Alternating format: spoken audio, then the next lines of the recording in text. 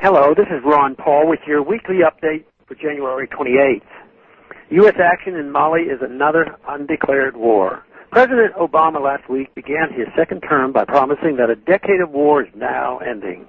As he spoke, the U.S. military was rapidly working its way into another war, this time in the impoverished African country of Mali.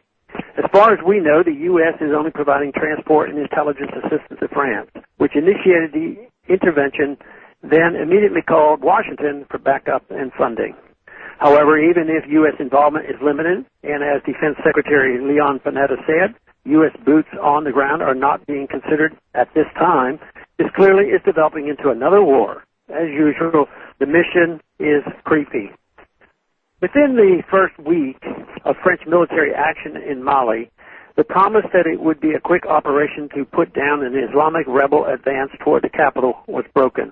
France announced that it would be forced to send in thousands of troops and would need to remain far longer than the few weeks it initially claimed would be necessary. Media questions as to whether the U.S. has special operation forces, drones, or CIA paramilitary units active in Mali are unanswered by the administration. Congress has asked few questions and demanded few answers from the president. As usual, it was not even consulted. But where does the president get the authority to become a co-combatant in French operations in Mali, even if U.S. troops are not yet overtly involved in the attack? How did we get to Mali? Blowback and unintended consequences played key roles. When the president decided to use the U.S. military to attack Libya in 2011, Congress was not consulted.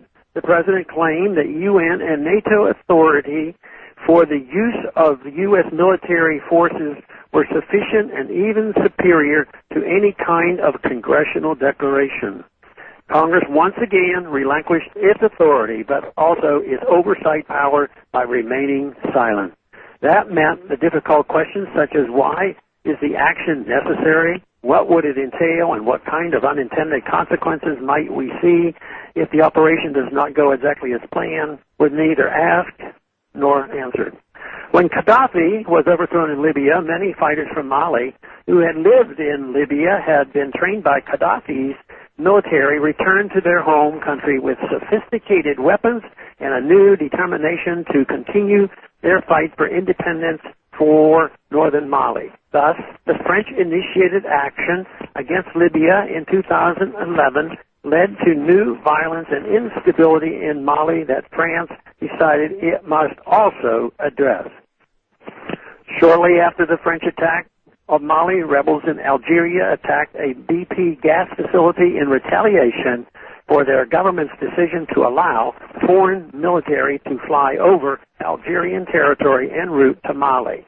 Thus, the action in Mali to solve the crisis created by the prior action in Libya is turning into a new crisis in Algeria. This is the danger of interventionism, and as we saw in Vietnam more than 4 decades ago, it threatens to drag the U.S. further into the conflict.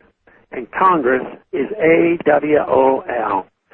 There's a reason why the framers of our Constitution placed the authority to declare war strictly with the legislative branch of government. They knew well that kings were all too willing to go to war without the consent of those who would do the killing and dying and funding. By placing that authority in Congress, the people's branch of government, they intended to blunt the executive branch's enthusiasm toward overseas adventurism. The consequences of this steady erosion of our system toward the unitary executive are dire. Thank you for calling this update. A new update is placed on this number, 888-322-1414, every Monday. The written text can be found on my free foundation website, www.the-free-foundation.org, and on my Facebook page. Thanks for calling.